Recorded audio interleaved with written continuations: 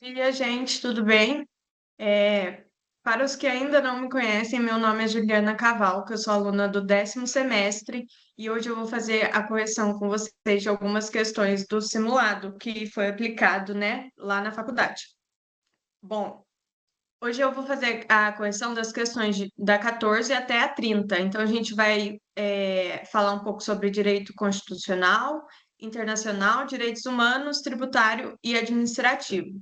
Como são muitas questões, eu vou tentar terminar hoje tudo, mas se eu não conseguir, se eu ver que vai ficar muito maçante para vocês, daí eu vou fazer só constitucional, direitos humanos e internacional, e ainda hoje, ou no máximo segunda, a gente faz a correção da parte de tributário e administrativo, tá? Eu vou compartilhar com vocês o material e eu coloquei as questões, a gente vai fazer a leitura e depois eu vou fazer a correção com vocês e apontar a alternativa correta, tá? Vamos lá, deixa eu compartilhar aqui.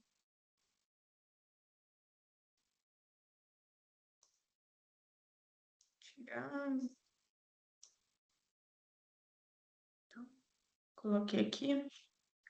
Vamos lá. Questão 14, então. Se vocês estiverem aí com o simulado de vocês e quiserem pegar para a gente acompanhar para fazer a correção, fiquem à vontade, tá? Mas eu vou fazer a leitura. Ricardo se recusou a participar do serviço militar obrigatório devido à convicção religiosa. Por isso, deverá, em contrapartida, realizar uma prestação alternativa fixada em lei. No entanto, ele se recusou a realizar a prestação alternativa. Analisando o caso acima, assinale a alternativa correta. A. Ricardo não pode se recusar a participar do referido serviço militar, sob pena de suspensão dos direitos políticos. Ricardo não poderá. B.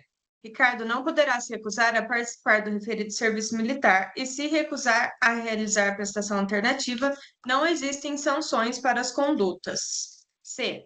Ricardo não poderá se recusar a participar do referido serviço militar devido à convicção religiosa, mas caso se recuse a realizar a prestação alternativa, poderá perder seus direitos políticos. D. Ricardo não poderá se recusar a participar do referido serviço militar devido à convicção religiosa. Caso se recuse, deve perder imediatamente seus direitos políticos. Bom, para a gente começar a fazer a correção da questão, é muito importante que vocês tenham em mente que muitos desses assuntos, direito constitucional é um deles, a questão vai exigir de vocês conhecimento sobre a letra da lei mesmo, a lei seca, né? Então, é muito importante que vocês, durante os estudos, façam uma leitura da lei, leiam, releiam, porque muitas temáticas, né, elas vão estar cobrando exatamente o que está na lei, vão mudar uma palavra ou outra para pegar vocês nessas pegadinhas aqui, para induzir vocês ao erro. Então, outra coisa muito importante quando vocês estiverem fazendo a prova, né, é que vocês consigam identificar do que se trata a questão. Aqui eu coloquei para vocês, ó, que é o direito à objeção de consciência. E agora a gente vai fazer, eu vou trazer, né, alguns pontos que são importantes para a gente entender essa questão. Aqui, ó. A Constituição Federal, no artigo 5º, inciso 8º, assegura que ninguém será obrigado a cumprir obrigações legais incompatíveis com suas convicções religiosas, filosóficas ou políticas, desde que se substitua por prestação alternativa fixada em lei.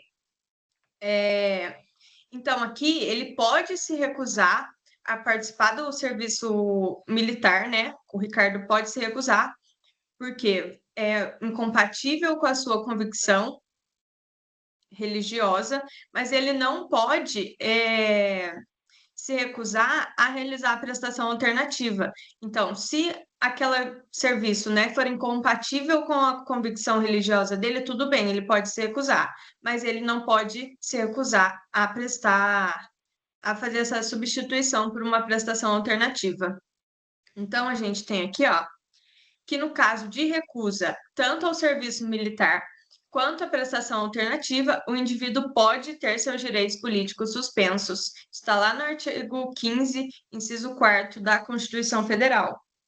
Então, vamos olhar as alternativas. Na A aqui fala que o Ricardo ele não pode se recusar a participar do serviço militar sob pena de suspensão dos direitos políticos.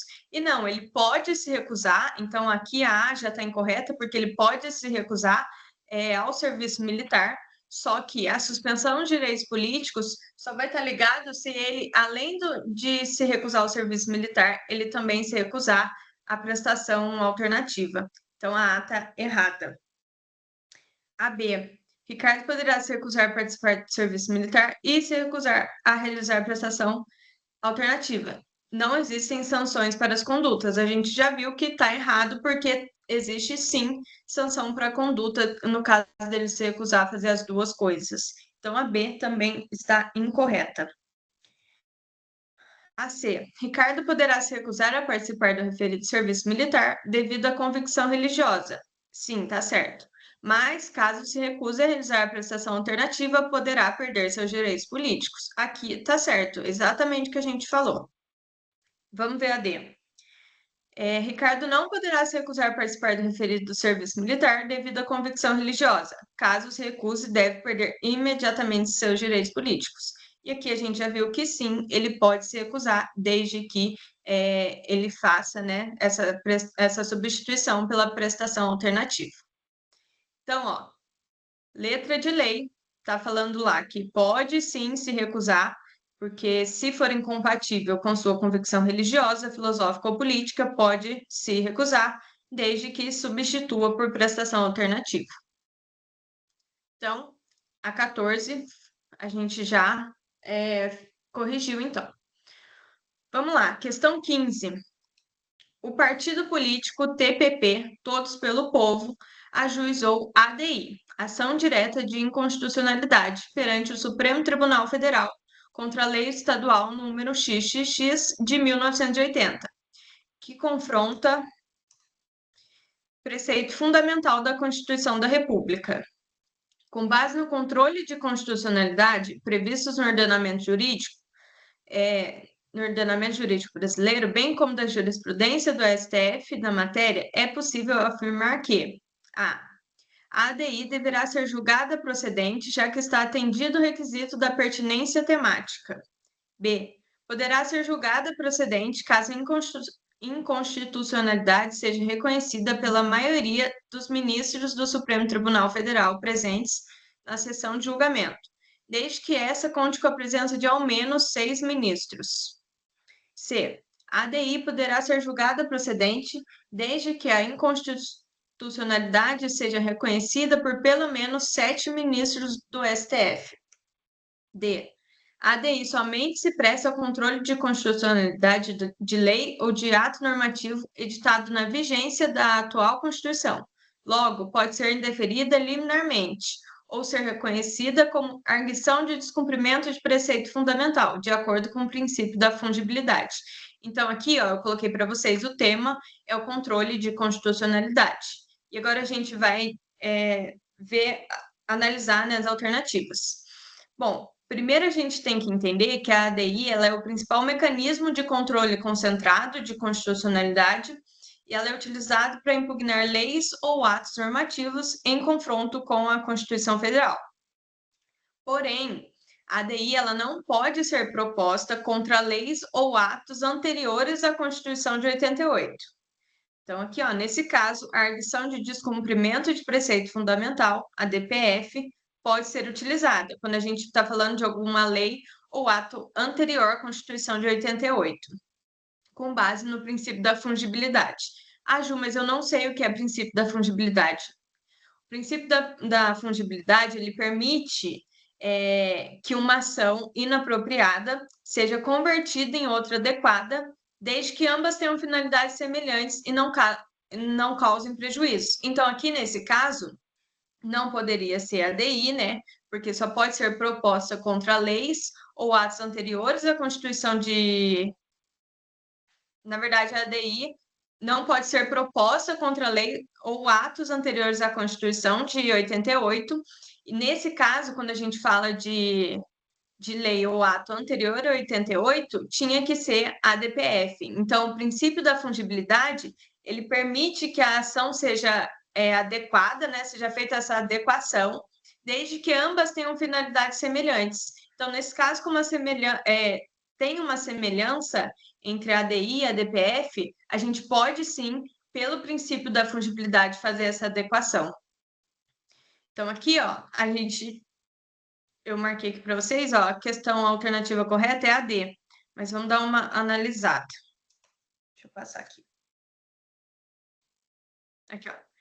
A ADI deverá ser julgada procedente, já que está atendido o requisito da pertinência temática. Quando a gente fala de pertinência temática, a gente tem que esse é um requisito para a ADI, mas ela não é suficiente para julgar a ADI procedente. Ela é um requisito, assim como a gente tem outras ações, mas só esse requisito não é suficiente para ter julgado a ADI procedente.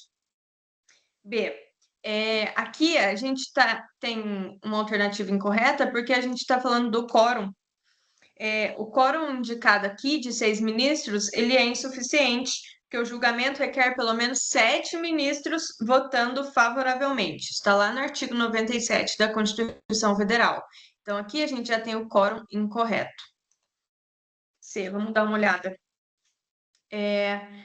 Pode ser julgado procedente desde que a inconstitucionalidade seja reconhecida por pelo menos 7 ministros do STF.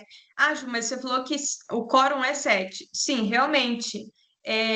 Mas a votação por maioria absoluta, que nesse caso de 7 ministros, por si só, ela não garante a procedência. Embora seja necessário o voto desse quórum, né?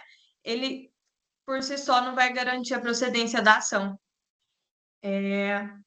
E a D é correta, porque a gente tem que, ó, a DI somente se presta ao controle de constitucionalidade de lei ou ato normativo editado na vigência da atual Constituição. Logo, pode ser indeferida liminarmente ou ser reconhecida como arguição de descumprimento de preceito fundamental, de acordo com o princípio da fungibilidade. Então, a D é nossa alternativa correta. Então, aqui é muito importante que vocês tenham na cabeça de vocês a diferença da ADI, da ADPF, para saber quando que cabe uma e quando que cabe outra, para que vocês consigam fazer essa eliminação das alternativas. Questão 16. Fátima foi deputada mais votada nas eleições, iniciou as atividades na Casa Legislativa, mas perdeu seus direitos políticos. Com base na situação apresentada, de acordo com o sistema jurídico constitucional vigente, é correto afirmar que A. Perderá o seu mandato automaticamente mediante decisão constitutiva por 2/3 da mesa da Câmara dos Deputados. B. Perderá o seu mandato mediante decisão constitutiva da mesa da Câmara dos Deputados, assegurando-se contraditório e ampla defesa. C. Perderá o seu mandato automaticamente mediante decisão constitutiva por maioria absoluta da mesa da Câmara dos Deputados, independentemente de que lhe seja assegurado contraditório e ampla defesa. D. Perderá o seu mandato mediante decisão declaratória da mesa da casa respectiva, de ofício ou mediante provocação de qualquer de seus membros ou de partido político representado no Congresso Nacional, assegurada ampla defesa. Aqui o tema é direitos políticos e perda do mandato. E aqui, o que acontece? Lá na Constituição, no artigo 55, parágrafo 3º, estabelece que a perda de mandato parlamentar ocorre após decisão declaratória da mesa diretora, assegurando ampla defesa ao parlamentar. Então, aqui a gente já eliminaria uma alternativa, ó. Quer ver? Deixa eu... Aqui, ó, a C, que fala aqui, independentemente de que lhe seja assegurado contraditório e ampla defesa.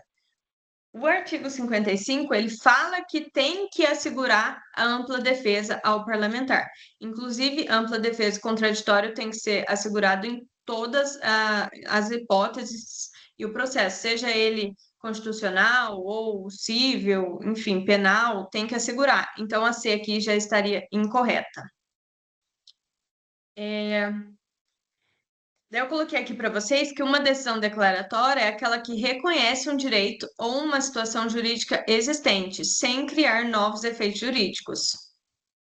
Eu até deixei aberto aqui, deixa eu... Aqui, ó, o artigo 55, ele fala assim, ó.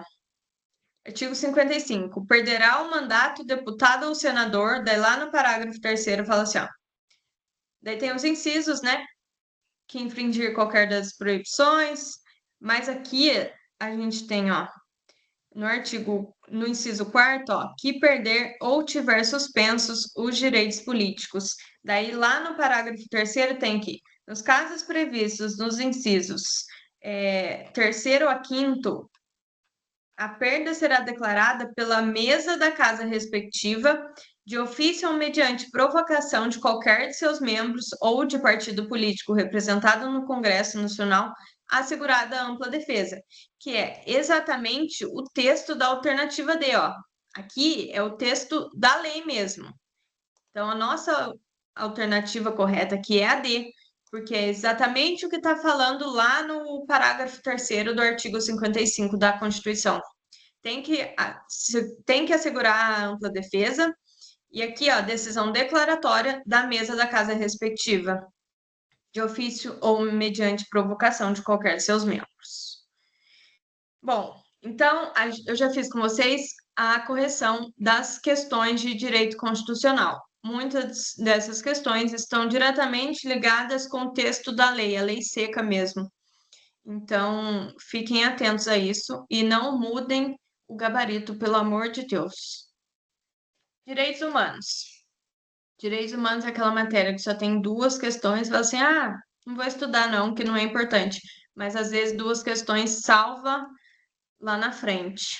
Vamos lá, questão 17. O Sistema Global de Direitos Humanos foi pensado para proteger... Deixa eu só descer aqui. Foi pensado para proteger as vítimas de violação ou ameaças de violações dos direitos humanos. Um grande grupo de pessoas, importante, ó, um grande grupo de pessoas está sofrendo agressões generalizadas em seu país de origem, e essas pessoas desejam vir para o Brasil. A respeito dos direitos dos refugiados, assinale a alternativa correta. A. Cabe asilo. B. Cabe asilo político. C. Cabe refúgio. D. Nada pode ser feito. Então, aqui o tema refúgio e proteção humanitária. Então, aqui, o que a gente precisa entender primeiro? Aqui a gente só tem 2 opções, né? Ou cabe asilo político, ou cabe refúgio, ou, na verdade, são 3, né? Ou nada pode ser feito. Mas a gente precisa fazer essa diferenciação entre asilo político e refúgio para a gente entender o que é cabível nesse caso. Então, o refúgio, ele é concedido a pessoas que sofrem perseguições em razão de raça, religião, nacionalidade, grupo social ou opiniões políticas. Daí eu coloquei aqui para vocês a lei. Os refugiados, eles buscam proteção internacional por estarem em situação de risco no país de origem, diferentemente do caso de asilo político, que envolve perseguição individual por motivos políticos. Então, por que eu falei para vocês que é importante a gente guardar isso aqui, ó? Um grupo de pessoas. O asilo político, ele protege apenas uma pessoa. Então, ele não protege um grupo de pessoas.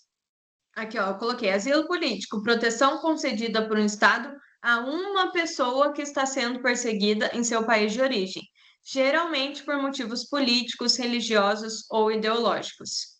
E o refúgio, proteção internacional concedida a indivíduos, então a grupo de pessoas que, em virtude de perseguições graves ou conflitos armados, não podem ou não querem retornar ao seu país de origem. Então, cabe asilo? E aqui, asilo é muito amplo. Que asilo? Então, aqui a gente já eliminaria asilo político. Então, a gente já viu que o asilo político é a proteção a uma pessoa que está sofrendo perseguição. Então, a gente já ia eliminar essa também. Cabe refúgio. Então, que a gente viu que o refúgio é a proteção a um grupo de indivíduos que está sofrendo ameaça, perseguição, enfim. Então, cabe refúgio. A alternativa C é nossa alternativa correta. Então, é importante que vocês guardem essa diferença, alguns pontos principais mesmo, né? Como eu coloquei aqui para vocês, ó. Asilo político, concedida a uma pessoa, aqui, ó, concedida por um Estado a uma pessoa, e o refúgio é proteção internacional concedida a indivíduos. Então, questão 17 já foi. Questão 18.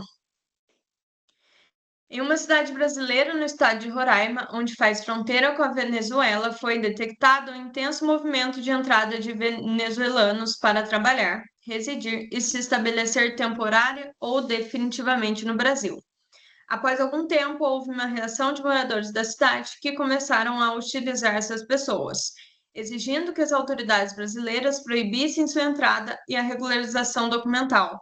Você foi procurado como advogado por instituições humanitárias para redigir um parecer jurídico sobre a situação. Nesse sentido, com base na Lei 13.445 de 17, assinale a alternativa correta. A. A admissão de imigrantes por meio de entrada e regularização documental não caracteriza uma diretriz específica da política migratória brasileira, e sim um ato discricionário do chefe do Poder Executivo. Aqui, gente, a gente já podia eliminar de cara, porque está falando de admissão de imigrantes. Aqui a gente está falando de.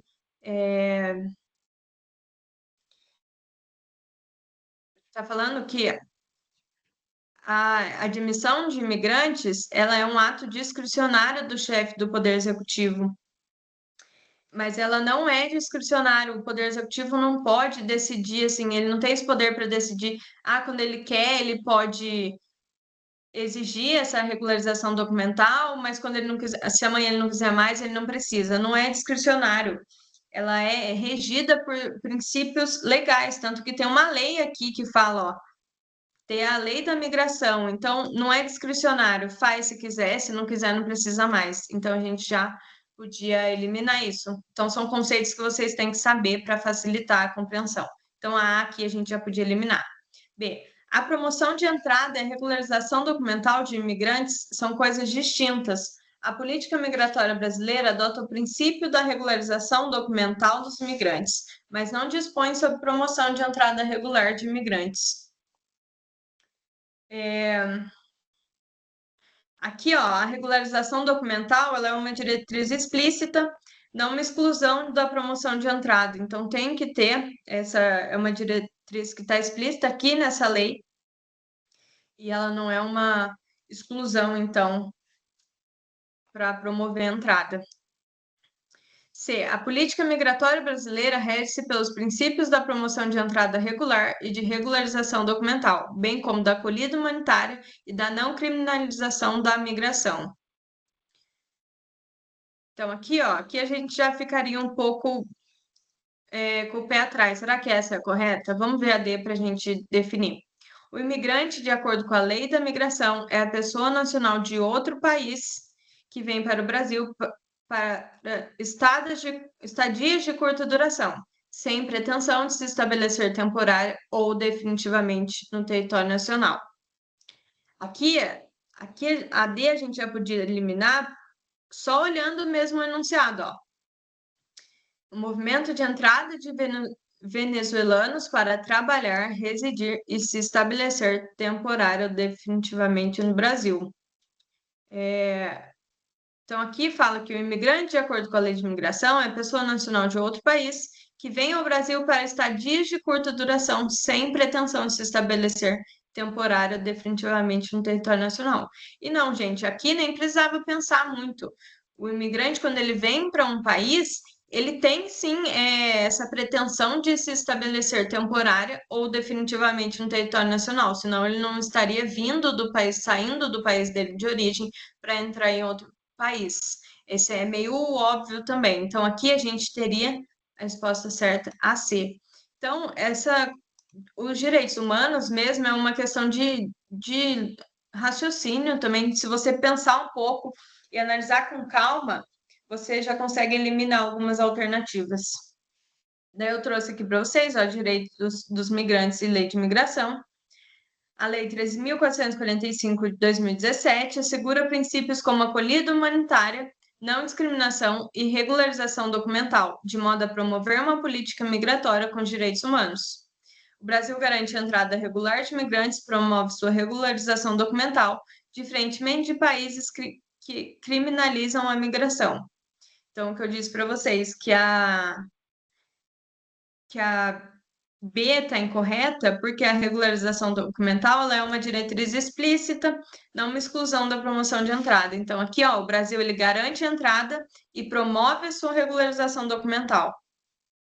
Então, a nossa alternativa correta é a C. A política migratória brasileira promove a acolhida humanitária, regularização e não criminalização. Então, já foi as duas de direitos humanos. Então, são questões que, por mais que a gente não estude, né, que é bastante conteúdo para duas questões, se você ler com calma, você consegue fazer.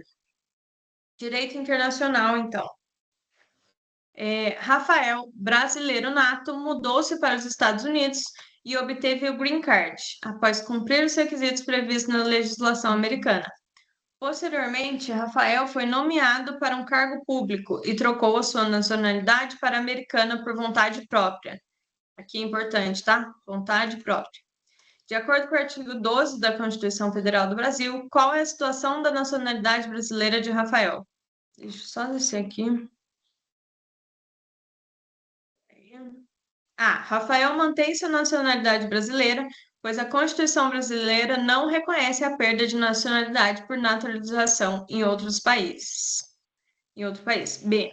Rafael perde a nacionalidade brasileira automaticamente ao adquirir nacionalidade americana.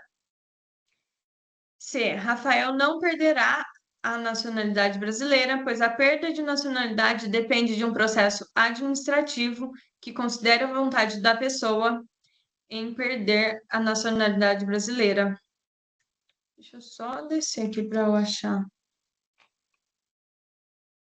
D. Rafael poderá perder a nacionalidade brasileira, pois adquiriu outra nacionalidade. Então, vamos lá. Aqui o tema, então, perda de nacionalidade. A Constituição, no artigo 12, parágrafo 4º, prevê que o brasileiro nato perde a nacionalidade se adquirir outra voluntariamente, salvo em caso de dupla nacionalidade por imposição legal. Essa perda deixa eu colocar aqui. O que acontece, gente? Antigamente, né, a gente teve uma emenda constitucional, eu quero ver se eu acho aqui para vocês.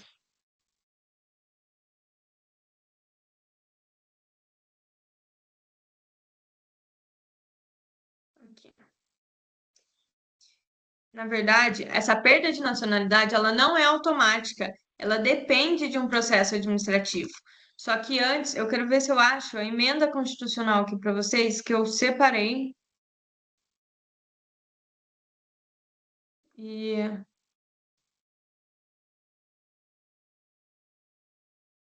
enfim, tem uma emenda constitucional que antes o artigo 12, parágrafo 4º, previa que a perda, né, de nacionalidade, ela era automático em caso de naturalização voluntária. Então, se a pessoa escolhesse por vontade própria se naturalizar em outro país, ela ia perder automaticamente a sua nacionalidade brasileira. Acontece que a gente teve uma emenda constitucional que alterou o texto, né, do artigo 12, a redação do artigo 12, parágrafo 4º. E agora, então, a perda da naturalização, a perda da nacionalidade, ela não é mais automática, ela depende de um processo administrativo. Aqui, ó. Vou até colocar aqui para vocês. Ela depende, sim, de um processo administrativo. Então, sabendo disso, eu vou ver se eu acho aqui para vocês.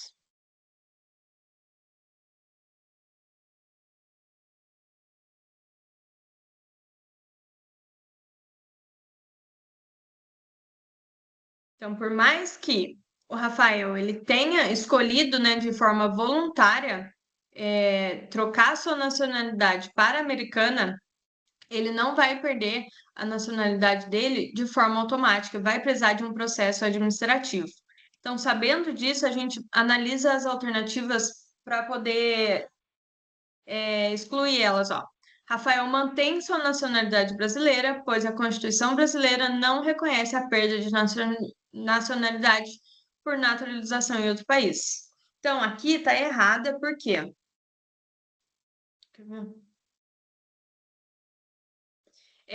Porque a Constituição ela prevê a possibilidade de perda de nacionalidade em casos de naturalização voluntária. Então, ela ainda continua prevendo essa hipótese, só que não de forma automática mais.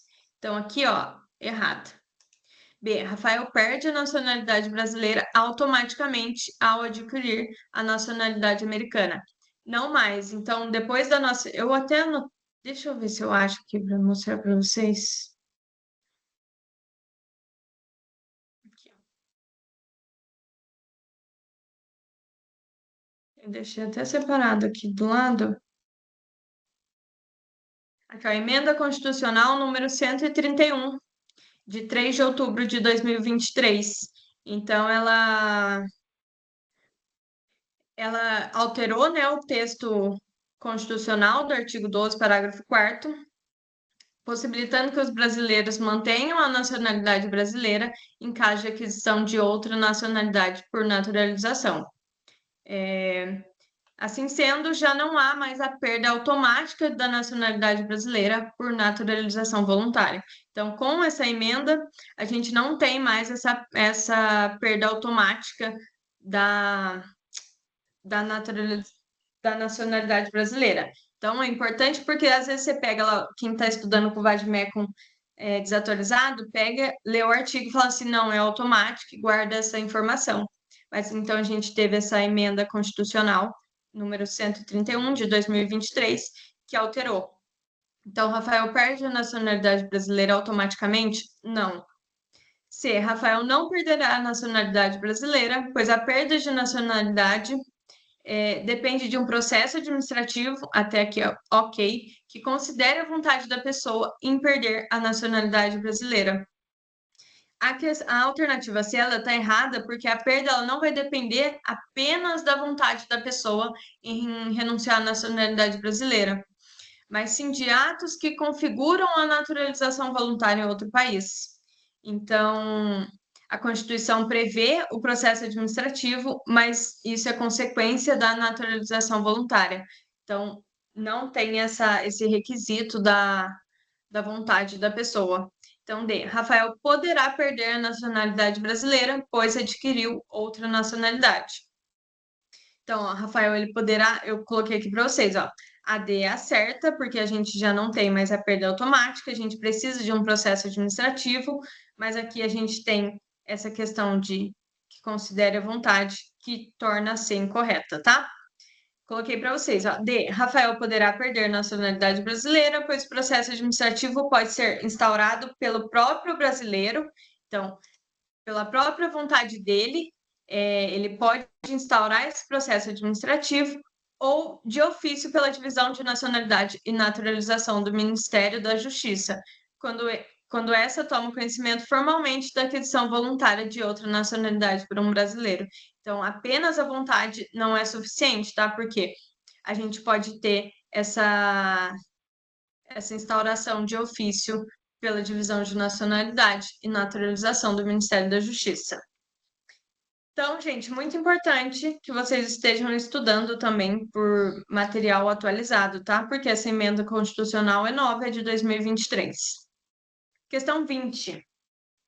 Com base no direito internacional, assinale a alternativa correta sobre o Instituto do Asilo Político. Mais uma vez apareceu o asilo político que a gente já viu lá em cima quando a gente foi falar de direitos humanos. O asilo político é um direito fundamental do indivíduo reconhecido pela maioria dos tratados internacionais e consiste no direito de uma pessoa buscar proteção em outro estado quando perseguida em seu país de origem por motivos políticos. B.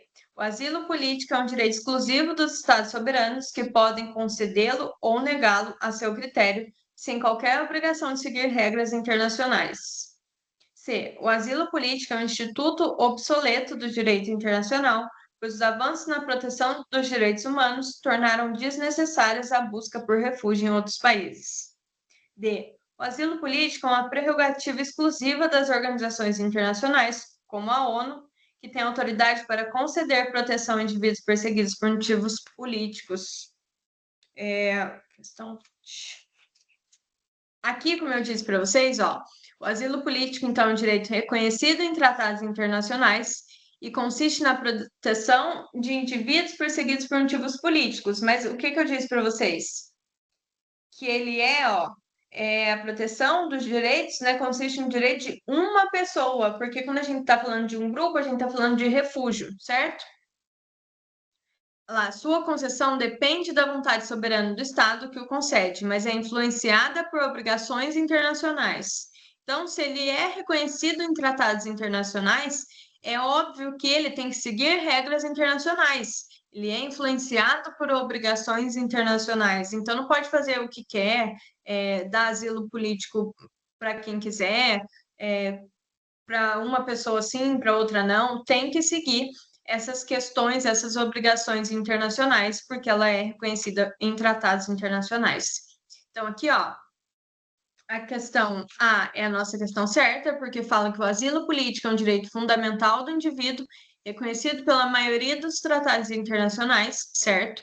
E consiste no direito de uma pessoa, que eu disse para vocês, lá na outra questão que tratou sobre isso, que a gente fez essa diferenciação de asilo político e de refúgio, buscar proteção em outro estado quando perseguido em seu país de origem por motivos políticos. Então, aqui a gente tem a nossa alternativa correta. Mas por que as outras estão erradas? Vamos analisar. Aqui fala que o Estado ele pode conceder ou negar a seu critério. Mas, como eu disse para vocês, apesar do Estado ele ser soberano, tem que seguir obrigações internacionais que regem o asilo político. Então, ele não pode fazer o que ele quer e quando ele quer, e nega uma vez e concede da outra. O asilo político é um instituto obsoleto do direito internacional, pois os avanços da proteção de direitos humanos tornaram desnecessária a busca por refúgio em outros países. Aqui, o asilo político é um instituto obsoleto? Claro que não, né, gente? Senão a gente não teria até hoje essa questão, essa preocupação com o asilo político, com o refúgio, enfim. Não é obsoleto, continua sendo relevante, em contextos de perseguição política, tá? O asilo político é uma prerrogativa exclusiva das organizações internacionais. E não é exclusivo, as organizações internacionais elas não têm poder exclusivo para conceder o asilo. Lá em cima eu disse para vocês, ó, deixa eu ver se eu acho aqui fácil. Ó, proteção concedida por um Estado. Então, o Estado ele vai conceder essa proteção seguindo, né, as obrigações internacionais, então ela não é de competência, não tem as organizações internacionais, ela não tem o poder exclusivo para conceder, porque também vai depender do Estado isso, tá? Então, errada também, nossa alternativa correta, A. Agora nós entramos na parte de direito tributário, que eu acredito que seja um pouco mais complicado para vocês, mais complexos, porque vocês ainda não tiveram contato, né, com essa matéria. Mas vamos lá. Deixa eu só passar aqui para a gente entrar nessa. Questão 21. Ricardo, médico, não pagou a anuidade devida ao CFM, Conselho Federal de Medicina, relativa ao ano de 2021, instituída por meio de lei. Diante desse inadimplemento, a referida entidade inscreveu o débito em dívida ativa e promoveu o protesto da respectiva CDA, Certidão de Dívida Ativa, Ó, gente, o divertidamente já não está nem funcionando. O protesto da respectiva CDA, Certidão da Dívida Ativa, no exercício de 2023. Com base nessas informações, é correto afirmar que A anuidade devida ao CFM não é tributo. B. O protesto da CDA é irregular, pois não tem previsão legal. C. O protesto da CDA é regular, sendo meio extrajudicial de cobrança previsto em lei declarada constitucional pelo STF. D. O protesto da CDA é irregular, pois a lei prevê essa forma de cobrança extrajudicial foi declarada inconstitucional pelo STF. Então, aqui o tema que eu coloquei para vocês, mas o que a gente precisa considerar para analisar essa questão? As anuidades de conselhos profissionais são tributos classificados como contribuições de interesse das categorias profissionais e podem sim ser protestadas por certidão de dívida ativa, conforme a decisão do STF. E aqui eu coloquei para vocês, ó, que foi uma ADI, a ADI número 4.697, na qual o STF ele confirmou que as anuidades dos conselhos são tributos. Só com essa informação a gente já conseguiria eliminar a alternativa A, né, que fala que a anuidade devida ao CFM não é tributo. Sim, é um tributo. Eu coloquei aqui para vocês, ó, que a prática de protesto está prevista em lei e foi declarada constitucional pelo Supremo. Então, aqui a gente já iria eliminar a B. O protesto da CDA é irregular porque não tem previsão legal. Tem previsão legal. D. O protesto da CDA é irregular, pois a lei que prevê essa forma de cobrança extrajudicial foi declarada inconstitucional pelo STF. Não, o STF declarou que é constitucional, sim, a prática do protesto. Então, a gente teria a alternativa C, que fala que o protesto da CDA é irregular, sendo o meio extrajudicial de cobrança previsto em lei, declarado constitucional pelo STF. Então, diferente das outras, que falam que ou é irregular ou que não tem previsão, sim, a gente tem previsão. Questão 22. Em 25 de março de 2021, o Estado Alfa ajuizou ação de execução fiscal em face de Roberto para cobrança de débitos relativos ao IPVA, Imposto sobre a Propriedade de Veículos Automotores, dos exercícios de 2017, 2018 e 2019. Ao tentar realizar a citação do executado, o oficial de justiça obteve a informação de que ele havia falecido no ano de 2015, o que foi confirmado pela juntada nos autos de execução da respectiva certidão de óbito.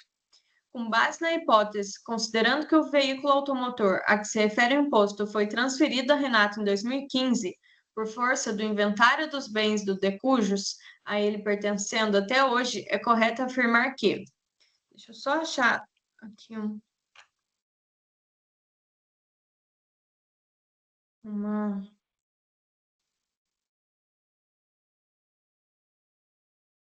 Só um minutinho.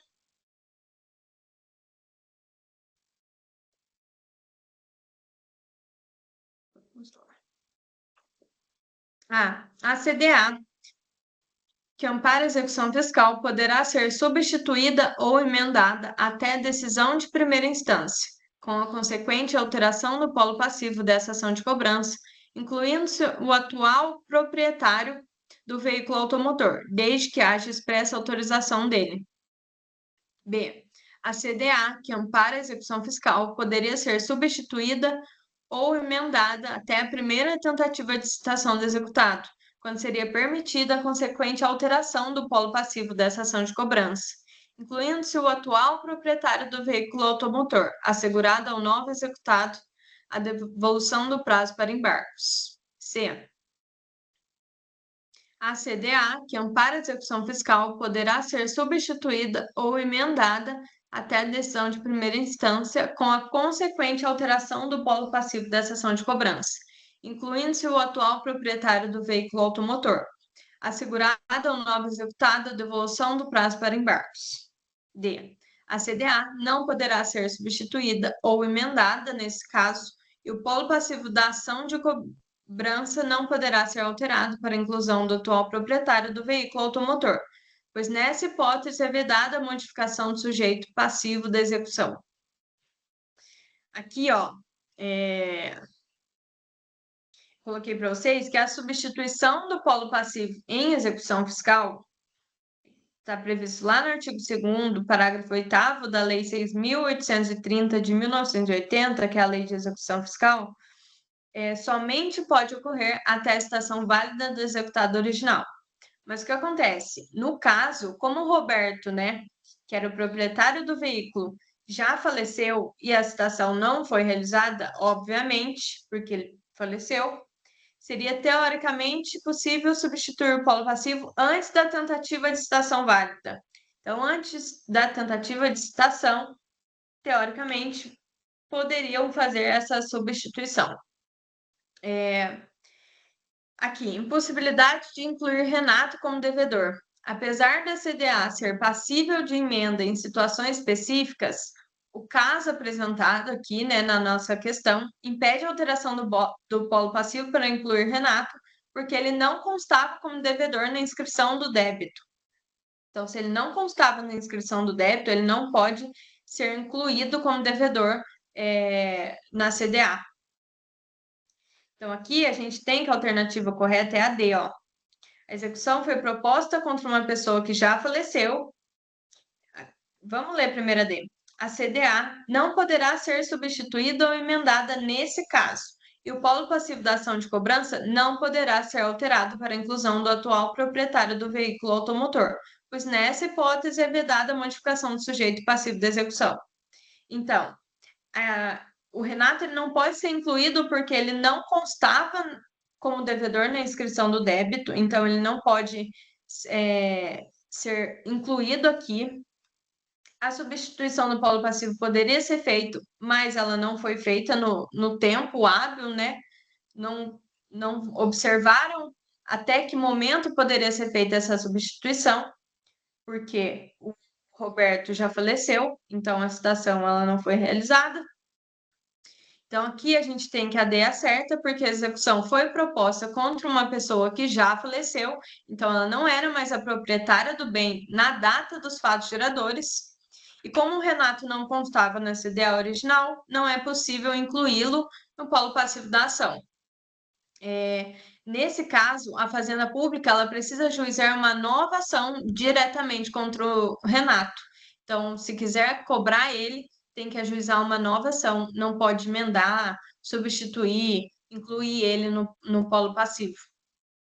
Então, aqui, ó. Aqui a gente tem, vou marcar aqui a D para a gente saber. Na C, a gente fala que pode ser substituído ou emendado até a decisão de primeira instância, com a consequente alteração no polo passivo. Aqui a gente já viu que não era possível fazer essa alteração do polo passivo, porque o Renato não constava como devedor na inscrição do débito, então ele não podia ser incluído. Na B, fala que pode ser substituído ou emendado até a primeira tentativa de citação do executado, quando seria permitida a consequente alteração do polo passivo dessa ação de cobrança. Então, aqui, mais uma vez, estão todas ligadas ao fato de que o Renato não constava como devedor na inscrição do débito e a pessoa, né, contra quem a execução foi proposta já faleceu e não era mais proprietário do bem na data dos fatos geradores, que até então já tinha sido feito essa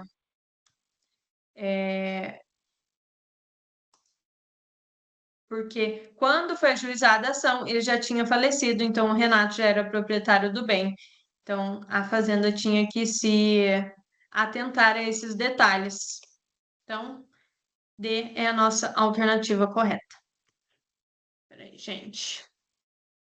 Deixa eu só tomar uma água aqui para a gente continuar.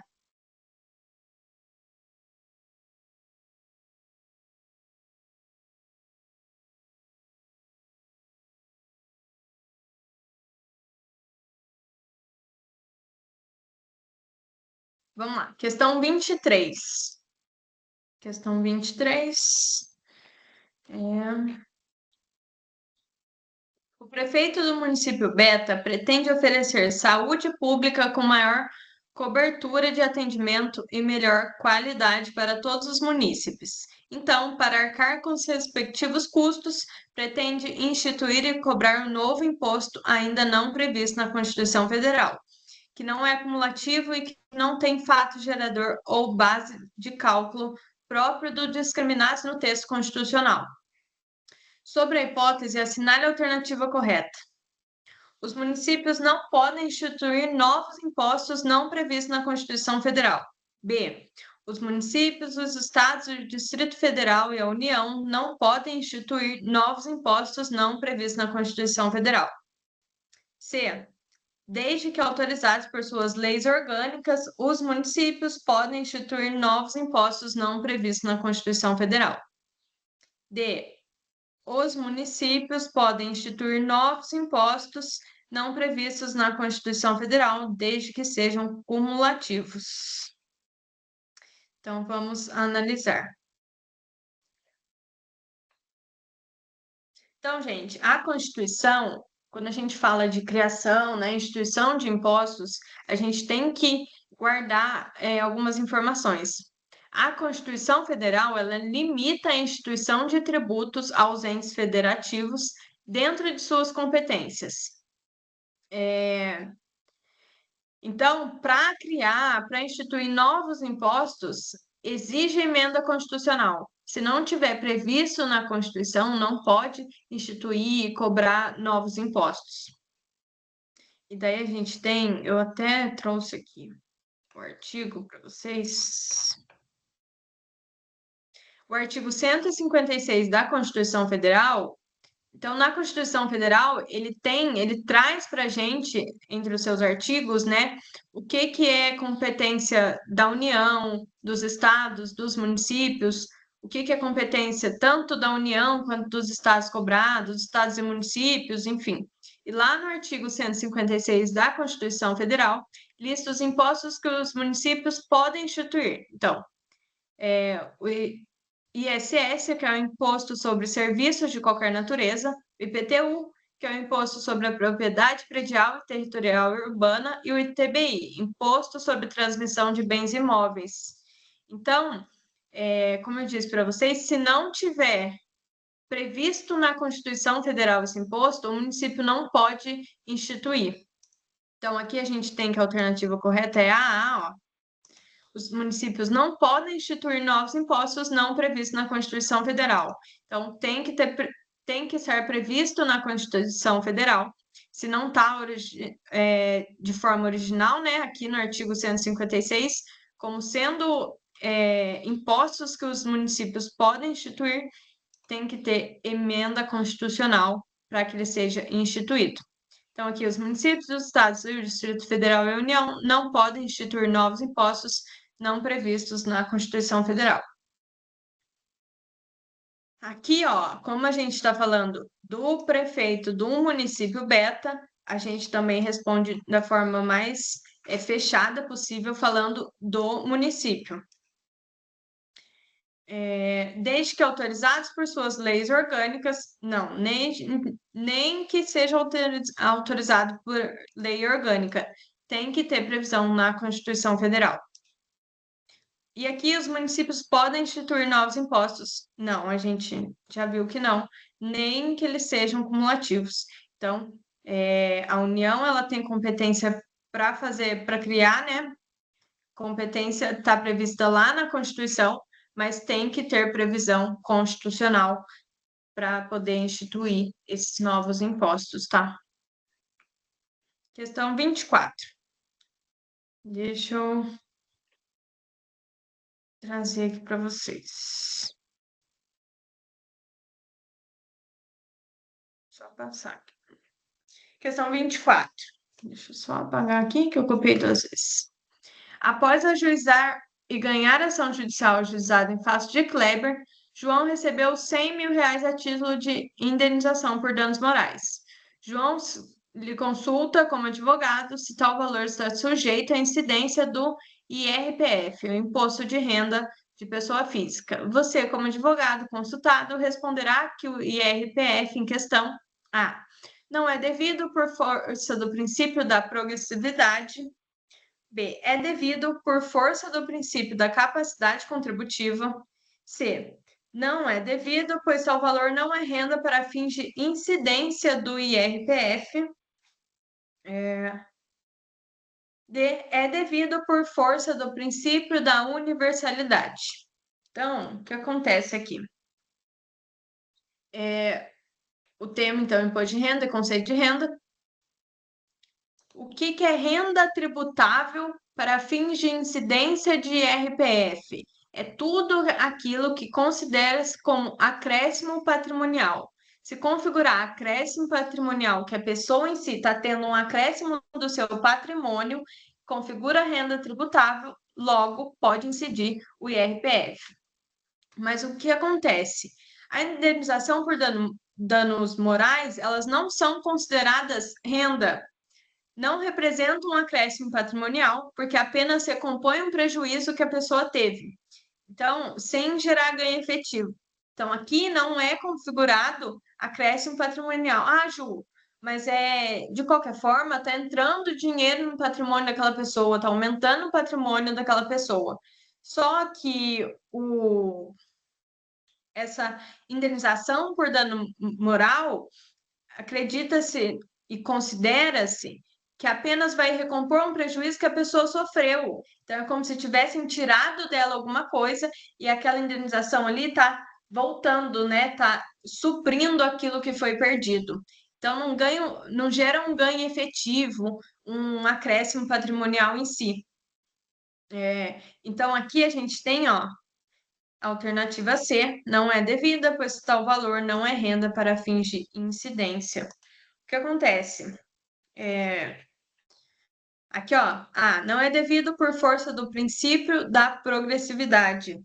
Esse princípio, ele trata de alíquotas de imposto, mas não exclui a tributação. Então, aqui não tem nada a ver, com essa questão dos danos morais. B, a capacidade contributiva não torna obrigatória a tributação de indenizações não consideradas rendas.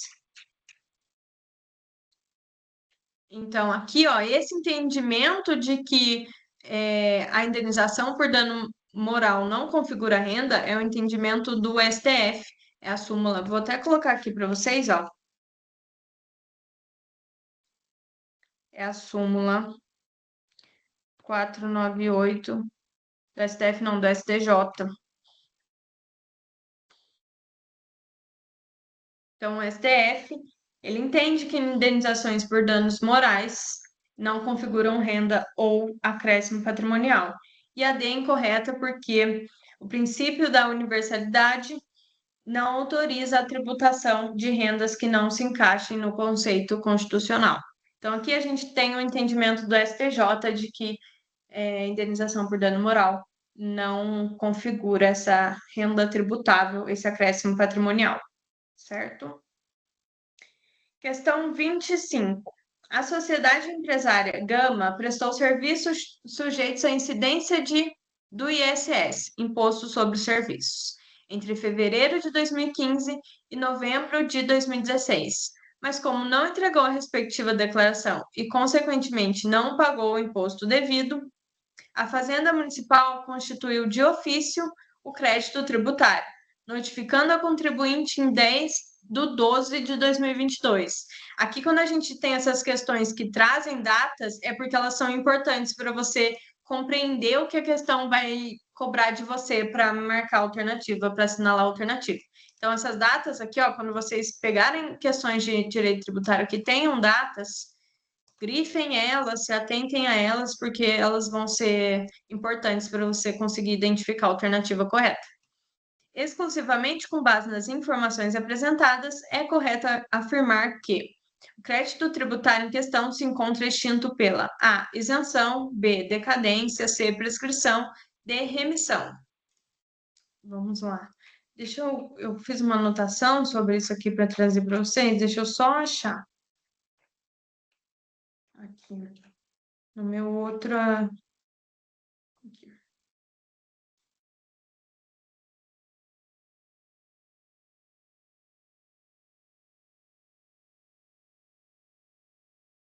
Primeiro, vamos analisar um por um para a gente entender. A isenção, então, ela é a não incidência do tributo devido a um ato do Estado, normalmente por meio de uma lei específica, que dispensa o pagamento do tributo. Ou seja, a pessoa não é obrigada a pagar o tributo, mesmo quando o fato gerador ocorre. Aqui não é o caso, né? Tá falando, ó, que porque eles estavam sujeitos à incidência, mas não entregaram a respectiva declaração e não pagaram o imposto devido. Então, não é isento, a questão está falando que ele deixou de pagar. Então, aqui o enunciado mesmo não fala em qualquer isenção. Então, aqui a gente já podia. Deixa eu só colocar de outra cor para a gente. Podia anular. Decadência. A decadência é o prazo para a constituição do crédito tributário. Então, aqui, ó, coloquei aqui para vocês. Decadência ocorre quando o fisco não constitui o crédito tributário em 5 anos contados do primeiro dia do exercício seguinte. Está lá no artigo 173 do CTN, o Código Tributário Nacional.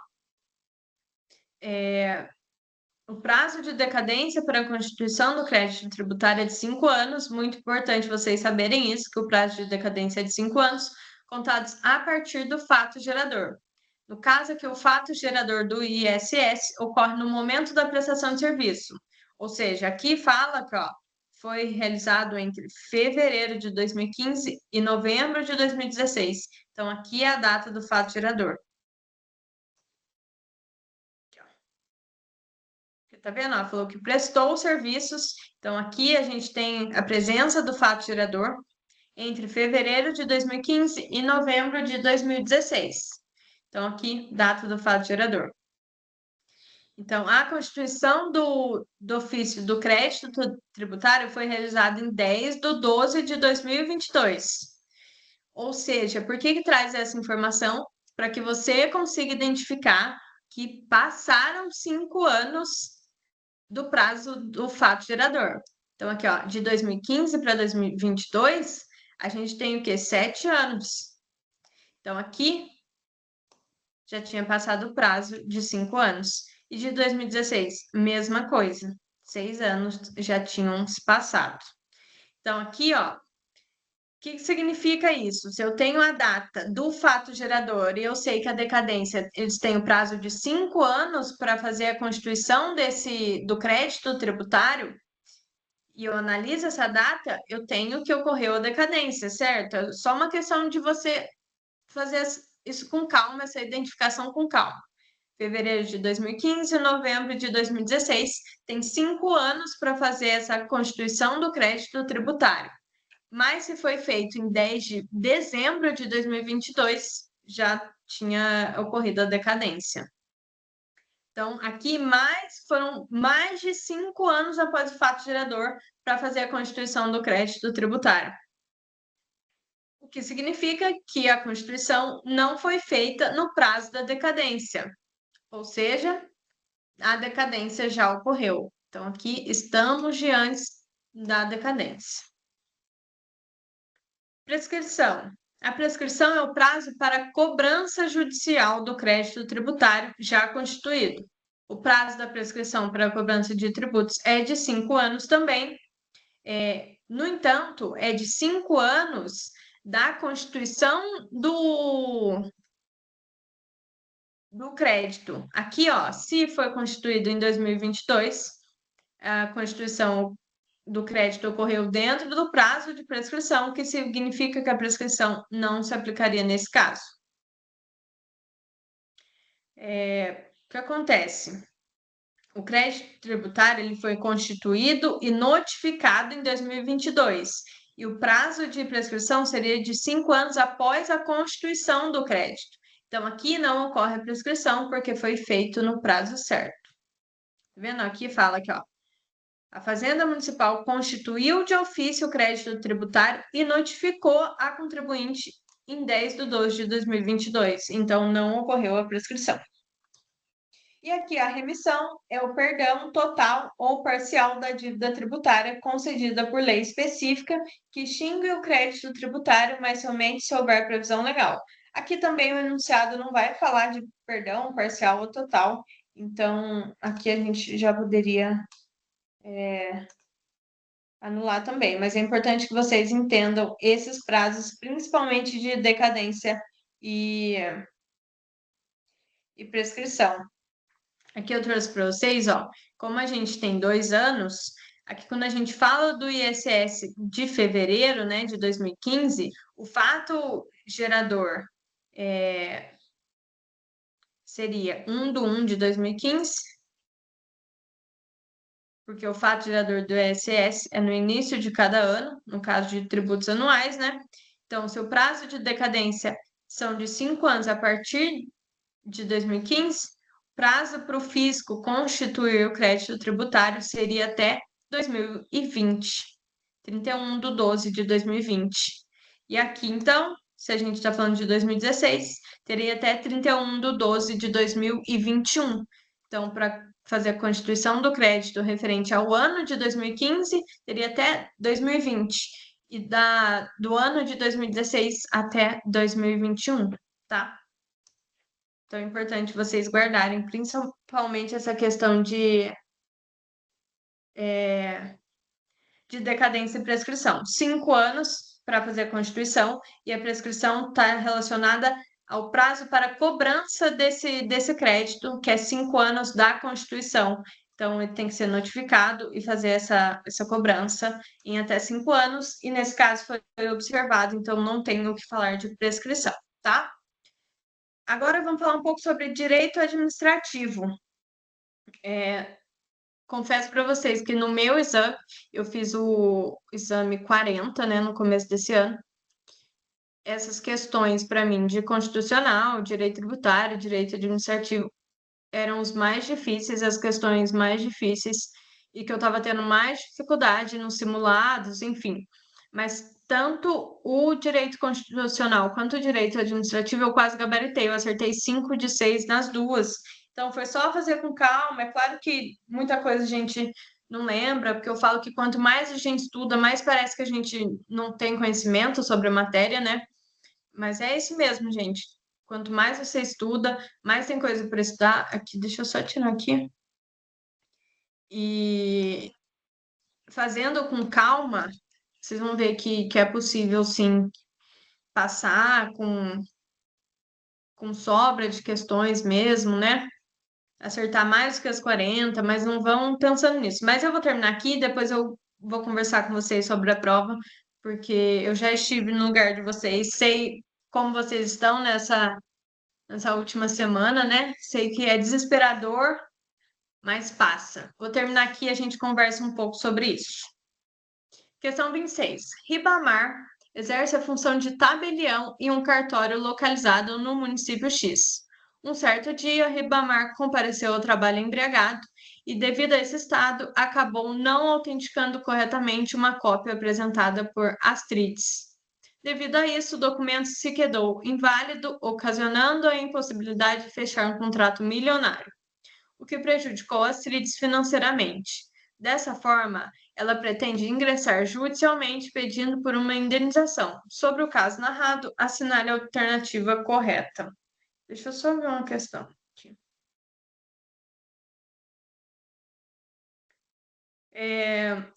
Não há de se falar em responsabilidade civil do Estado pelos danos causados a Astrides, pois a embriaguez de Ribamar é considerada excludente de responsabilidade. B. A responsabilidade civil da administração pública pelos danos causados a Astrides é subjetiva e primária, pois houve culpa de Ribamar. C. A responsabilidade civil da administração pública pelos danos causados a Astrides é objetiva, direta e primária. D. A responsabilidade civil da administração, no caso narrado, é objetiva, não havendo se falar de regresso contra Ribamar. Então, vamos lá analisar essa questão. Deixa eu só ver se tem aqui. O termo, então, responsabilidade civil do Estado. Aqui, gente, lá no artigo 37, no parágrafo 6º da Constituição Federal, estabelece que o Estado responde por danos causados por seus agentes no exercício de suas funções, independentemente de dolo ou culpa. Então, independente se a pessoa tinha a intenção de causar esse dano ou não tinha, agiu com culpa, né? O Estado ele vai responder pelos danos causados pelos seus agentes no exercício de suas funções. Aqui, no caso da questão, o tabelião embriagado cometeu um erro que causou prejuízo a terceiro. O Estado ele vai responder objetivamente pelos danos causados, mas ele pode regressivamente cobrar o tabelião pela conduta irregular. Então, depois que ele fizer, né, pagar os danos causados pelo agente dele, no caso do tabelião, o Estado ele pode cobrar, entrar com uma ação cobrando em regresso o tabelião. Então, que o tabelião faça o pagamento do que o Estado já pagou a título de indenização pelo dano causado. Então, aqui, a alternativa correta, C. Estado responde objetivamente por atos de seus agentes. Então, aqui, mais uma vez, texto de lei. Isso fala lá no artigo 37, parágrafo 6º, que o Estado ele é responsável pelos danos causados pelos seus agentes no exercício de suas funções, independente de dolo ou culpa. Então, vamos lá. Deixa eu só... Aqui, por que a A está errada? Porque a embriaguez ela não exime a responsabilidade objetiva do Estado. Então, se ele estava embriagado ou não, o Estado ele não vai se eximir da responsabilidade de indenizar pelo dano causado pelo seu agente. A B está errada porque a responsabilidade civil do Estado ela é objetiva e não subjetiva. Então, aqui fala que é subjetiva e primária. Não, ela é objetiva. C, que é a nossa correta, né? Vou marcar aqui.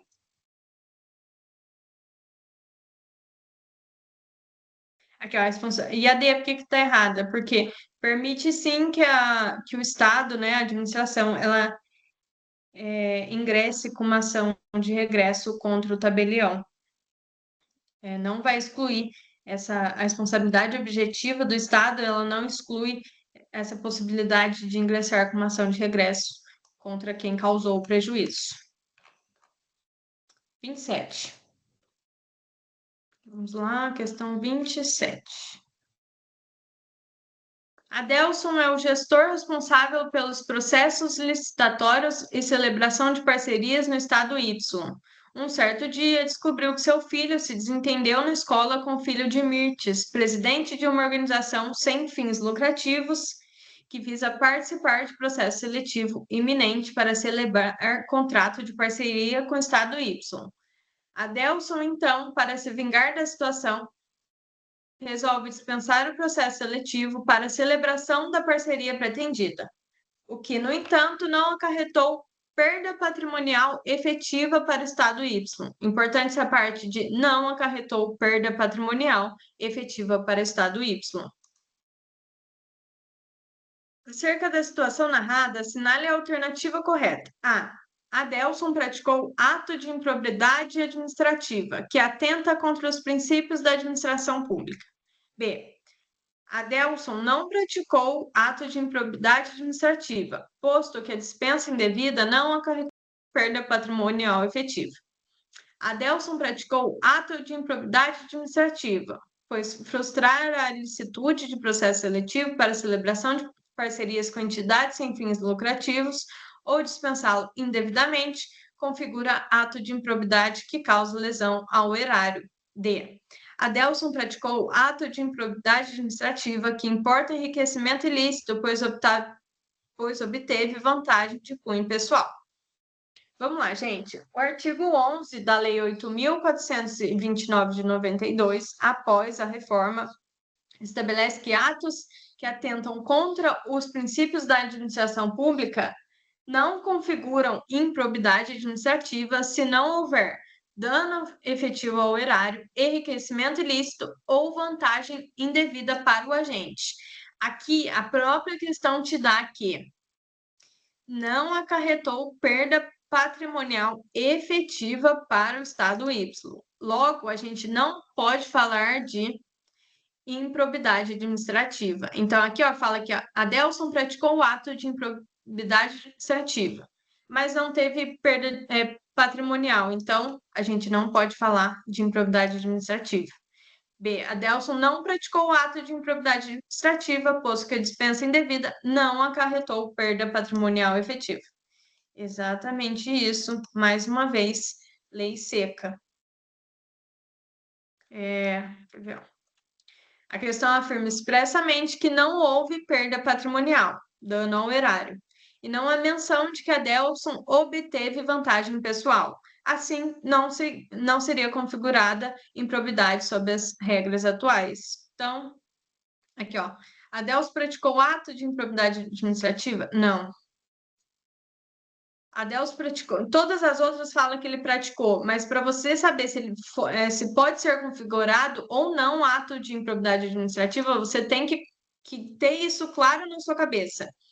Que não será configurado ato de improbidade administrativa se não houver dano efetivo ao erário, então dano patrimonial, enriquecimento ilícito ou vantagem indevida para o agente. Aqui a questão não falou se teve enriquecimento ilícito ou se teve alguma vantagem indevida, mas ela falou que não acarretou perda patrimonial efetiva para o Estado. Logo, não há de se falar em improbidade administrativa. Certo, gente? Só vocês terem isso muito claro que vocês vão conseguir ir excluindo as alternativas. Vamos lá. Eu vou terminar, gente, porque só falta 28, a 29 e a 30. E daí vocês não precisam outro dia parar para assistir essa correção. Vocês vão assistindo picado aí. Questão 28. No ano de 2023, o Estado Z pretende firmar parceria público-privada com a empresa Velozes e Destemidos S.A. para a construção de novas estradas estaduais. O valor do contrato pretendido é de 20 milhões de reais e este terá duração de 10 anos. Adicionalmente, a tarifa cobrada dos usuários pretendesse contraprestação pecuniária do parceiro público ao parceiro privado. Com base no narrado, assinale a alternativa correta. A. A contraprestação do Estado Z poderá ser feita por ordem bancária, cessão de créditos tributários, outorga de direitos sobre bens públicos, entre outros. B. O contrato poderá prever o aporte de recursos em favor de Velozes e Destemidos S.A. para aquisição de bens reversíveis, desde que autorizado em lei específica. C. O contrato deverá prever o pagamento a Velozes e Destemidos S.A. de remuneração variável vinculada ao seu desempenho. E D. É facultado ao Estado Z efetuar o pagamento da contraprestação relativa à parcela fruível do seu serviço, objeto do contrato de parceria público-privada. Então, aqui, tema: contratos administrativos para parceria com o setor privado. Então, aqui, o que a gente precisa saber, né, para marcar a alternativa correta, assinalar a alternativa certa? As PPPs, parceria público-privada, são regidas pela Lei 11.079 de 2004 e visam a cooperação entre o poder público e a iniciativa privada para execução de projetos de interesse público, como construção de estradas ou hospitais. O artigo 7º dessa lei estabelece que a contraprestação pública em uma PPP somente pode ser feita após a disponibilização ou fruição do serviço objeto do contrato. Então, ó, aqui, quando a gente fala do pagamento, né, que aborda nessa questão, ela pode ser feita por pagamento direto, né, que é a ordem bancária. Eu estou dando algumas informações sobre essa lei para que vocês entendam. Pode ser feita também por cessão de créditos tributários, outorgas de direitos sobre bens públicos ou outras formas previstas no contrato. Aqui, ó. A gente tem essa questão aqui. Só que o que acontece? Vamos analisar alternativa a alternativa, que daí eu vou introduzindo o assunto para vocês. Então, aqui, ó, Aju, mas você falou que o pagamento pode ser feito dessas formas. Embora seja verdade que essas formas de pagamento elas são possíveis a uma PPP, a alternativa aqui, a A, ela está incompleta, porque a questão ela não aborda a totalidade das condições para o pagamento. O pagamento ele pode ser feito por esses meios, mas ele não pode ser feito antes do serviço estar disponível ou fruível. Então, esse ponto ele é essencial e não é tratado na alternativa A, o que torna ela incorreta. Então, aqui, ó, tá está incorreta, porque apesar de ser verdade essas questões, ela não aborda que o pagamento ela só pode ser feito depois que tiver disponível ou fruível a obra, ou de forma parcial ou integral. Então, errado. Mas por que a B está incorreta? Vamos lá. O contrato poderá prever o aporte de recursos em favor de Velozes e Destemidos S.A. para aquisição de bens reversíveis, desde que autorizado em lei específica. Isso está certo, inclusive é o artigo 6º, parágrafo 1º da lei das PPPs, mas, né, assim como a alternativa ela está incorreta, porque o enunciado dessa alternativa não menciona, o enunciado da questão, na verdade, não menciona o aporte de recursos dessa natureza, o que torna essa alternativa incorreta dentro do contexto da pergunta que é feita aqui no enunciado. Então, aqui fala que o contrato poderá prever o aporte de recursos em favor de velozes e destemidos para aquisição de bens reversíveis, desde que autorizados em lei específica. Mas não é isso que está querendo saber dentro do contexto da nossa questão aqui. C. O contrato deverá prever o pagamento a Velozes e Destemidos S.A. de remuneração variável vinculada ao seu desempenho. Por que essa está incorreta? Porque a lei ela permite que a remuneração seja vinculada ao desempenho do parceiro privado, mas isso não é obrigatório. A lei não prevê isso como sendo obrigatório. Então, permite que a remuneração seja vinculada, mas não é obrigatória. Aqui no caso da questão, o pagamento ele está vinculado à tarifa dos usuários e à contraprestação pública, que não existe uma remuneração variável por desempenho. Então, isso aqui está errado. Então, aqui também está errado. Aqui também está errado. Aqui, ó, é legal essa questão para vocês entenderem que a A não é que ela está totalmente incorreta ou a B. É que aqui elas estão incompletas. Então, a gente tem que ver qual alternativa se encaixa melhor dentro do que a questão está exigindo de vocês.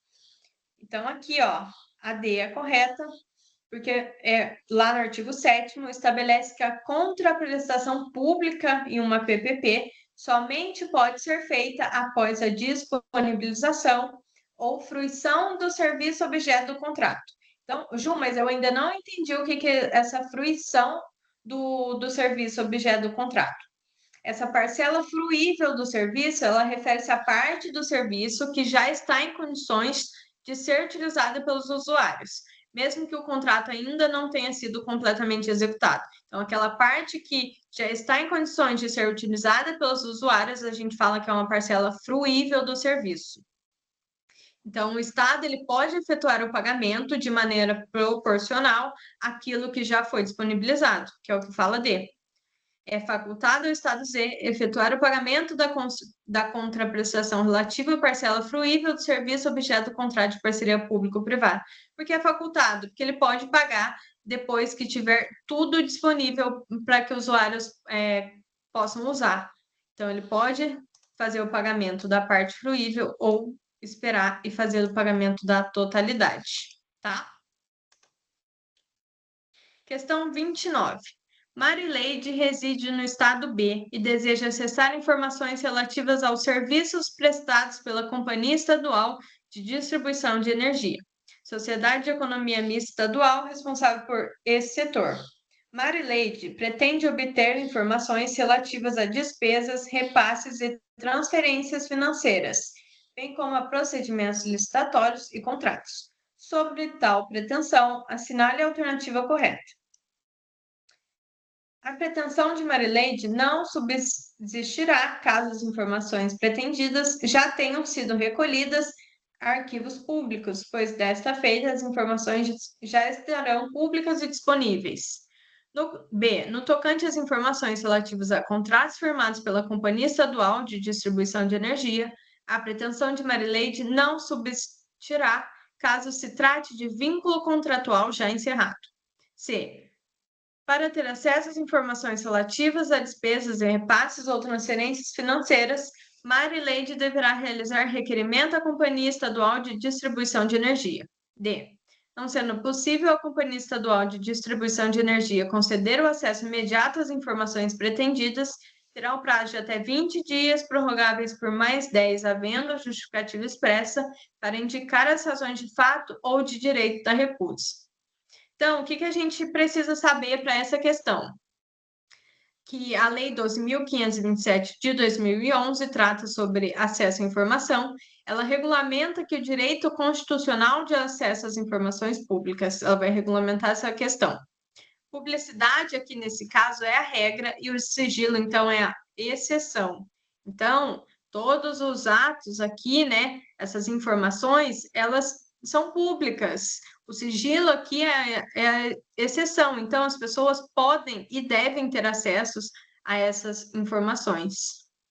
Então, qualquer pessoa, ela pode solicitar essas informações e a resposta, ela deve ser feita em até 20 dias, prorrogáveis por mais 10, mediante justificativa, e caso seja negado esse acesso, o órgão ele deve explicar os motivos e oferecer possibilidade de recurso. Aqui, ó.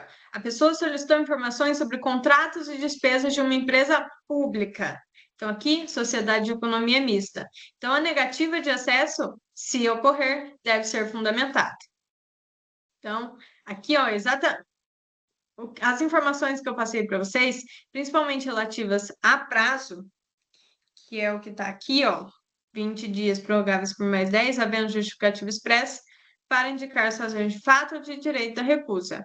A nossa alternativa aqui é a D, mas vamos analisar as outras. Aqui, ó. Aqui, gente, o fato das informações estarem contidas em arquivos públicos não exclui o direito de acesso da Marileite, tá? Como eu disse, publicidade é a regra. A B está incorreta, porque as informações sobre os contratos podem ser acessadas mesmo após o encerramento.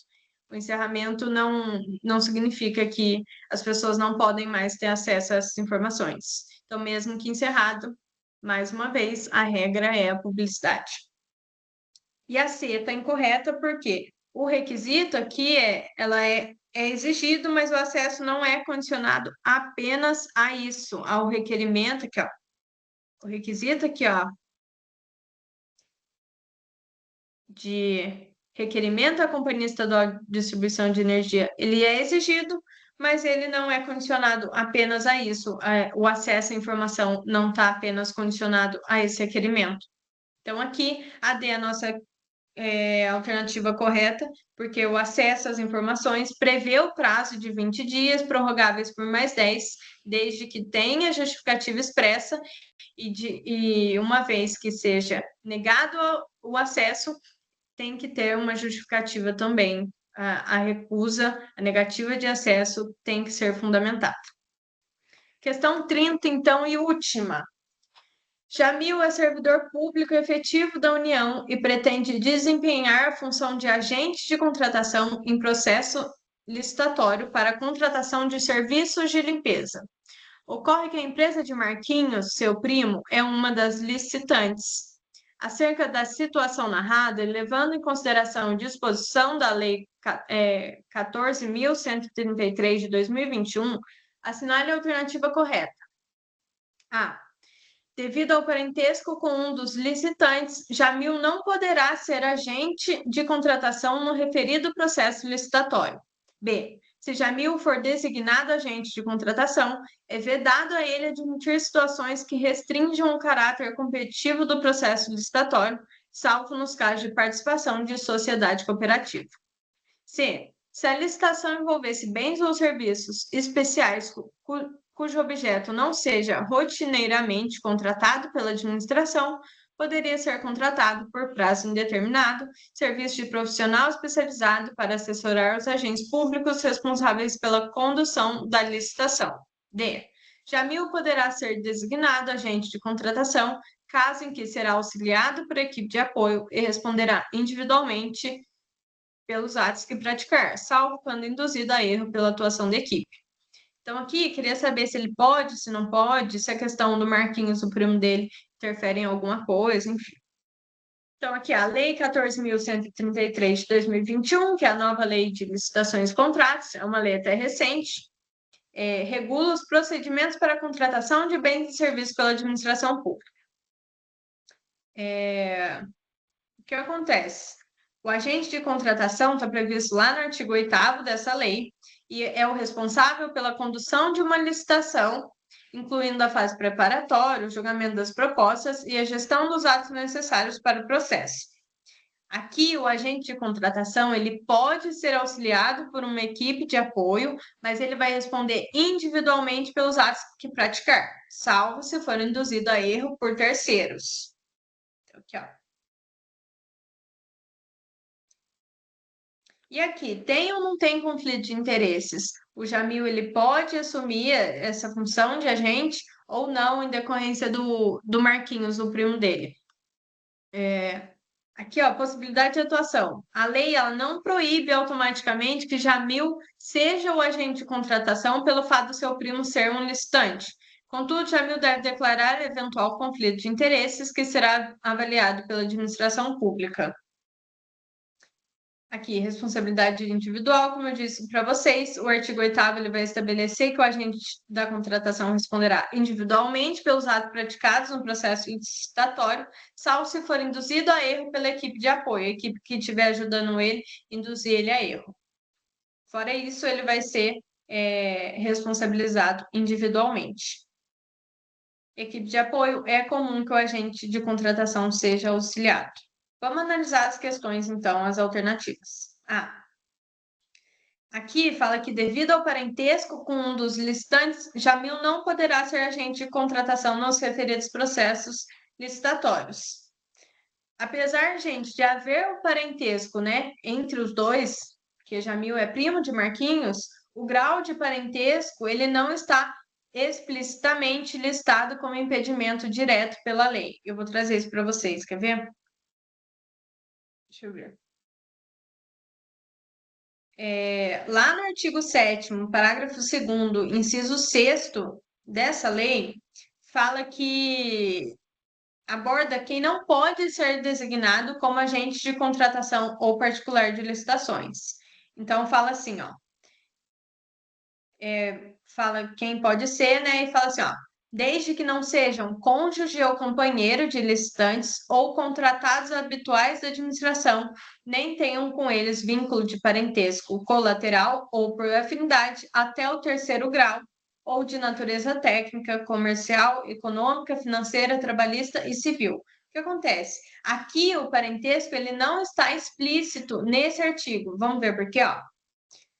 Vamos destrinchar essa parte. Que não sejam cônjuge, então, que não sejam pessoas casadas ou companheiras que convivam em união estável de licitantes ou contratos habituais de administração pública. Aqui não é o caso, porque eles são primos, então a gente não tem casamento ou união estável. Ou que não tenham com eles vínculo de parentesco colateral e por afinidade até o 3º grau. Quando eu falo de parentesco até o 3º grau, eu estou falando de, em linha reta, os pais, os filhos, os avós e os netos. Na linha colateral até o 3º grau, irmãos, tios e sobrinhos. E por afinidade, sogro, sogra, cunhada, genro e nora. Mais uma vez, não apareceu o primo em nenhum desses impedimentos que estão previstos na legislação.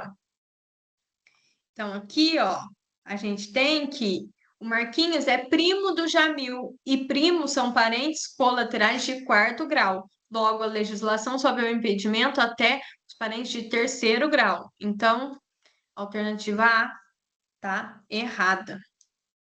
Porque o parentesco aqui não vai influenciar. Vai ser uma questão de impedimento. Tá? Essa questão aqui é importante. Vamos analisar a questão B. Deixa eu passar aqui. A questão B aqui, ela vai misturar conceitos corretos e uma conclusão que não aplica ao caso. Vamos lá. O artigo 5º, inciso 4º dessa lei, ela prevê realmente que é vedado restringir a competitividade do processo licitatório. mas não há exceção específica para sociedades cooperativas no contexto descrito. Então, aqui, ó, que fala de salvo nos casos de participação da sociedade. Então, não há nenhuma exceção específica sobre isso, sobre essa questão das sociedades cooperativas. Então, ela não vai ser a questão alternativa, porque ela mistura conceitos que são verdadeiros com uma exceção que não tem previsão legal. C. A contratação de. Aqui, ó, se a licitação envolvesse bens ou serviços especiais cujo objeto não seja rotineiramente contratado pela administração, poderia ser contratado por prazo indeterminado. Aqui, gente, a contratação de profissionais especializados para assessorar agentes de contratação é permitida pela lei, está lá no artigo 7º, parágrafo 2º. No entanto, a contratação ela deve ser por prazo determinado e vinculado às necessidades do processo licitatório. Então, a contratação desses profissionais especializados para assessorar tem que ser por prazo determinado. Enquanto durar o processo licitatório, enquanto tiver necessidade daquele profissional, a contratação ela vai ser efetiva. Se não, se eu coloco por prazo indeterminado, não cumpre o que ela foi, porque ela foi criada, porque que essa contratação é necessária. Então, essa questão de prazo indeterminado é incorreta e contradiz a lei, porque tem que ser por prazo determinado e vinculado às necessidades do processo licitatório, porque o processo ele vai durar um tempo, então não tem por que ser indeterminado. Isso é só para atender uma necessidade específica. Então, a D é nossa alternativa correta. Eu marquei aqui para vocês? Não, vou marcar.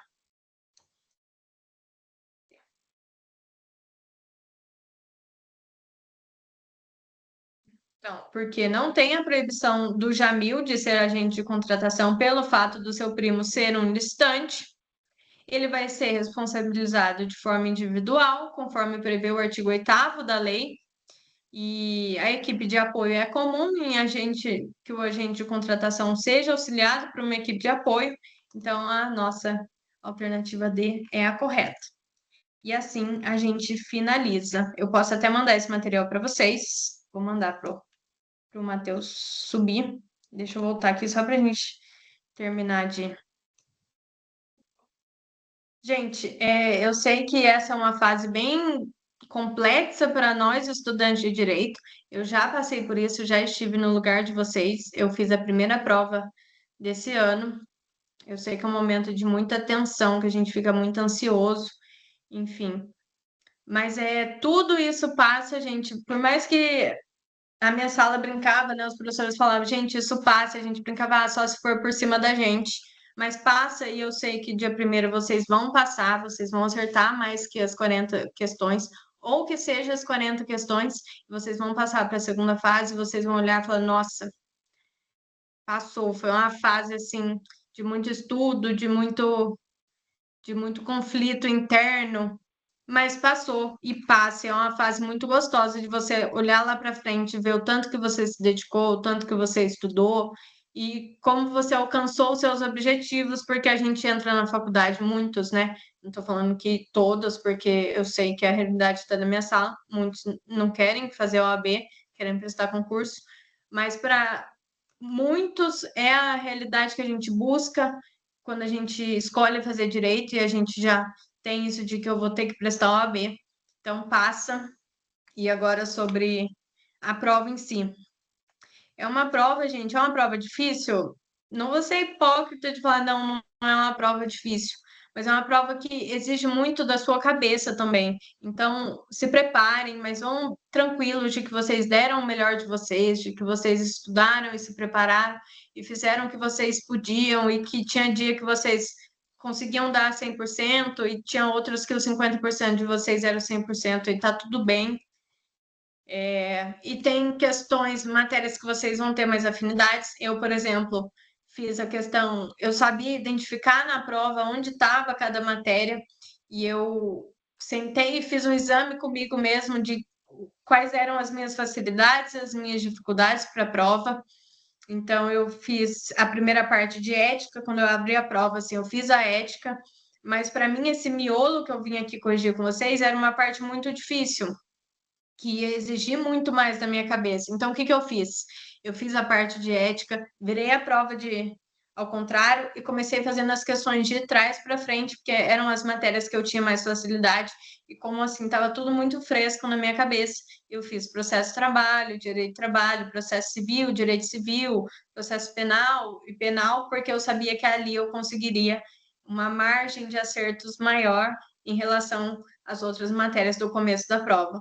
Então, conheçam a prova, conheçam as facilidades de vocês, as dificuldades de vocês, vão para a prova sabendo, falando, olha, começo da prova que eu não estou tão cansado, que eu não estou tão mental mesmo, não estou tão frágil, eu vou fazer o que eu tenho mais facilidade. Então, façam isso, identifiquem aonde vocês conseguem ter essa margem de acertos maior e façam, não importa se você fizer 5 questões à frente, 10 lá atrás. Outra coisa importante, não mudem o gabarito. A gente tende a pensar mais quando a gente olha da primeira vez e marca, do que naqueles minutos que você está lá, que já terminou a prova e só está esperando para sair, né? Que você começa a dar uma olhada na sua prova, você tende a errar as questões se você falar assim, eu vou dar uma olhada aqui antes de passar para o gabarito. Eu, por exemplo, eu fiz toda a minha prova, quando estava faltando uns 15 minutos, fiz a prova e deixei, quando estava faltando uns 15 minutos para eu poder sair, eu passei para o gabarito, porque daí na minha cabeça eu já não tinha mais tempo para mudar as alternativas, e de fato foi o que me ajudou, porque se eu ficasse olhando muito, eu ia acabar mudando as alternativas e acabar me prejudicando. Então, não mudem as alternativas. Sei que muita gente fala, os professores mesmo falam de cursinho, não mudem as alternativas, os professores da faculdade falam, mas às vezes a gente está ocioso ali, porque vocês podem achar, não vai dar tempo de fazer a prova, vai dar tempo e vai sobrar tempo. Então, é nesse tempo que sobra que você fica lá à toa, que você fala, e se eu der mais uma olhadinha? Não mudem, confiem no que vocês estudaram, na cabeça de vocês, confiem no que vocês estão fazendo ali, porque vocês conhecem a prova, vocês têm capacidade para acertar as 40 questões ou mais. Outra coisa, coloquem na cabeça de vocês que vocês precisam de 40 questões. Não vão para a prova buscando gabaritar as 80 questões. Tem assunto que vocês ainda não viram, que vocês não tiveram tempo suficiente para estudar. Vão sabendo que vocês precisam apenas de 40. Não vão ranquear os alunos que acertaram mais ou que acertaram menos. Ali é você e você. Você precisa de 40. Não vai falando, eu tenho que gabaritar. Fica com aquilo na cabeça e você acaba se perdendo do foco, que são as 40 questões. Põe na sua cabeça que 40 pontos é 100% da prova. Então, põe isso na sua cabeça e vai buscando as 40 questões e não as 80, querendo gabaritar a prova. Então, gente, é isso. Muito importante. Se atentem na hora de passar o gabarito. Eu sei que vai dar certo e que vocês estudaram e se prepararam para isso. Por mais que pareça aterrorizante, vai dar tudo certo. Eu falo porque eu sou uma pessoa muito ansiosa e eu fiz a prova, deu super certo, deu tempo de fazer, deu tempo de passar, tudo certo. Eu sei que às vezes tem assunto ali que você vai saber, mas você vai estar tão nervoso, depois de passar a prova, você vai olhar e falar: Meu Deus, como que eu errei isso? E tá tudo bem, gente. Errou, bola para frente. E é isso. Busquem as 40 questões e eu tenho certeza que vai dar certo. Gente, eu espero que essa correção tenha contribuído para vocês, principalmente os que fizeram o simulado lá da faculdade, e para que vocês tenham em mente alguns assuntos e que vocês saibam que cobra lei, sim, lei seca, e que você tem que ter o conhecimento, mas que não é o fim do mundo se você não tiver o conhecimento, porque vai ter várias questões que você vai olhar e falar assim, eu não lembro de ter estudado, e tá tudo bem, gente. Esse processo é assim de conhecimento, não se cobrem muito nessa última semana, né, que antecede a prova. Tá tudo bem se o seu 100% não for o 100% durante essa semana. Descansem. E é isso, gente. Já desejo uma boa sorte para vocês. Arrasem na prova. E é isso. Depois me contem como vocês foram. Obrigada, gente. Estou à disposição caso vocês tenham alguma dúvida também de processo civil, que é a matéria que eu dou monitoria, tá? E bom final de semana para vocês e bons estudos nessa reta final.